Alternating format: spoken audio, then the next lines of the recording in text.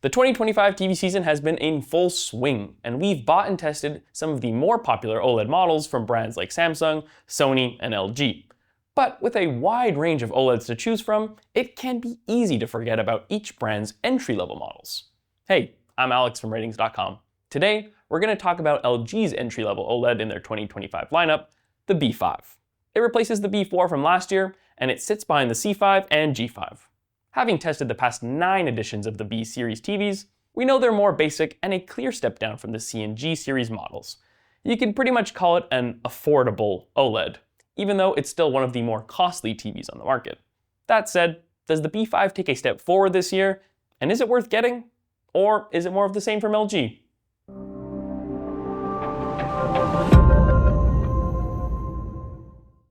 Before we get into it, you'll notice the TV we have with us today is huge.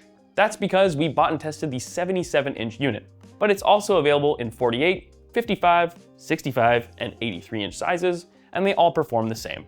It's also known as the B5A at warehouse stores like Sam's Club and Costco, but again, they all work just as well. The look of the TV is pretty straightforward. Nothing to write home about. At least it's well made and doesn't wobble much on the included feet, which is nice considering how big it is. The back has a sleek new look, but it's not exactly something you'll notice when watching TV. The plastic here bends a bit with pressure, but this isn't anything to be concerned about. The inputs are also on the back, with some facing the side and others facing straight back. It comes with your standard range of inputs, 4 HDMIs that all support HDMI 2.1 bandwidth. One is the eARC port for audio pass-through, with a soundbar or a receiver with Dolby Audio formats. But it doesn't support DTS formats. It does have a digital optical audio output if you prefer using that though. Now that we know the basics, we can talk about the picture quality. We know what to expect with an OLED panel like this one.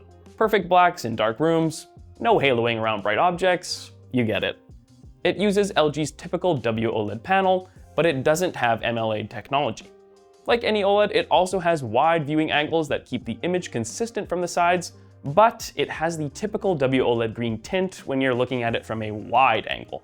On the plus side, it displays a uniform image across the screen. It does have some vertical lines in dark scenes, which is typical of OLEDs, but these are hard to see from a normal viewing distance. Even better, it doesn't have the same diagonal lines that we saw in some scenes on the higher-end C5 and G5. While this TV does a great job in a dark room, it's not ideal for bright spaces. This is because it really isn't a bright TV. It hits around 300 nits in SDR and can get up to over 500 nits in HDR, depending on the scene.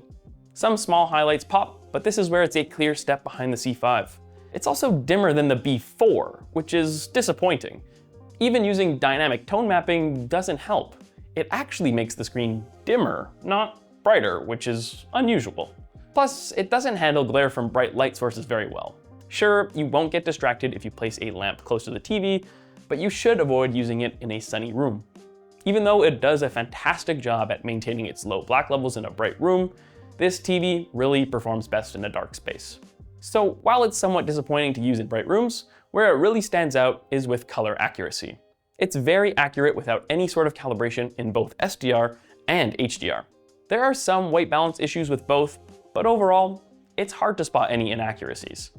It's also easy to calibrate in both SDR and HDR. And once you do, it displays a wide range of colors in SDR with the DCI-P3 and Rec 2020 color spaces. It's not perfect, but it's in line with other high-end TVs that we've tested this year. It also displays a wide range of colors in HDR, but it's best with darker ones. This is because it doesn't display colors as bright as pure white, which is a typical downside of WOLEDs. This means that your favorite content doesn't look as punchy as on a QD OLED. Before we get into the gaming performance, we just want to quickly talk about the processor, which is LG's Alpha 8 AI 4K processor. Fancy name, but it actually does a solid job. It upscales lower resolution content well. There isn't a lot of visible macro blocking in content from low bandwidth sources, which helps if you often stream content instead of watching physical media. Speaking of which, it supports HDR10 and Dolby Vision formats, which are useful for watching most types of HDR content. It also doesn't have any issues in HDR10 like what we saw in the C5 and G5 either. Plus, it doesn't have a lot of banding in scenes with shades of similar colors, like a sunset. There's some banding in dark colors, but overall, it looks great. And it even has remarkable PQ EOTF tracking, so it displays almost any scene in HDR at the intended brightness. With content mastered at 4000 nits, it has a slow roll-off to preserve detail in bright scenes too. So now that we know it has good picture quality and processing, how does it fare with gaming? For starters, it only has a refresh rate of 120Hz. This would have been awesome a few years ago, but this is lower than the 144Hz on the C5 and 165Hz on the G5. Regardless, this refresh rate is good enough for most gamers, and it supports all common VRR formats. Combined with its HDMI 2.1 bandwidth, it supports any signal with gaming consoles. Plus, motion looks sharp at any refresh rate because it has a near instant response time. This means there isn't much blur with fast-moving objects, whether you're gaming or watching action movies or sports. It does have an optional black frame insertion feature to reduce persistence blur, but it only works at 60Hz. There's also a motion interpolation feature meant to improve motion even further, but it isn't that effective. There are artifacts with it on, like in slow panning shots or action scenes, but at least it removes judder with any source. And lastly, it has low input lag that makes gaming feel responsive, although you need to be in the Game Optimizer picture mode with the separate Game Optimizer setting enabled to get the lowest input lag. Using another picture mode, even with the Game Optimizer setting on, causes the input lag to go up by almost 10 milliseconds with 60 or 120Hz signals. This isn't enough to notice, but it can impact your gaming performance if you play games that need fast reactions. With Game Optimizer off, the input lag is so high that you might even notice some delay when scrolling through menus or navigating the home screen.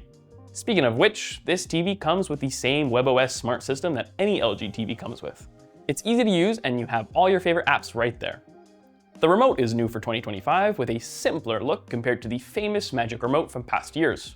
But don't worry, it has the same point-and-click functionality as the old remote, so you don't have to press the arrows just to get to the app you want. While we're comparing the remote to last year's, we might as well compare this TV to last year's B4. It's really more of the same with this new B-series model. Sure, the outside looks different, but inside, they're using pretty much the same panel, and they perform almost alike. Almost is the key word though. The new one doesn't support DTS audio pass-through like the older model, which is something to consider if you watch physical media that uses DTS. Plus, the B5 is dimmer than the B4, which is disappointing if you want to use it in a bright room. Of course, neither of these B-series models are bright to start with, and you'd have to step up with the LG C5 if you want a brighter OLED. It's a clear upgrade over the B5 with a wider range of colors, better processing, and even a higher refresh rate for gaming. It is more expensive though, so that is something to consider if you have a specific budget. If you do want an OLED around the same price as the B5 with better overall picture quality, you can also check out the Samsung S85F. This is Samsung's entry-level OLED in their lineup, so it competes directly with the B5. The main difference is that the Samsung has a QD OLED panel with more vivid colors, plus it gets brighter in SDR. It's not a perfect alternative though. It doesn't support Dolby Vision, the processing's a bit weaker, and most importantly, blacks look purple in bright rooms. We also have a whole video about the S85F here if you want to learn more. So with all that said, is the LG B5 worth getting? For sure, it's a solid TV that offers what you'd expect from an OLED, like its deep and inky blacks and great picture quality. As an entry-level OLED, there isn't anything that's disappointing about it, but it's limited to what it is, an entry-level OLED. As we just talked about, there are better and brighter options out there, including last year's B4, which is worth getting now before it goes out of stock. But if you can't find the B4 and you don't have the budget for one of the higher-end OLEDs, then the B5 is a great choice. That's it for our review of the LG B5.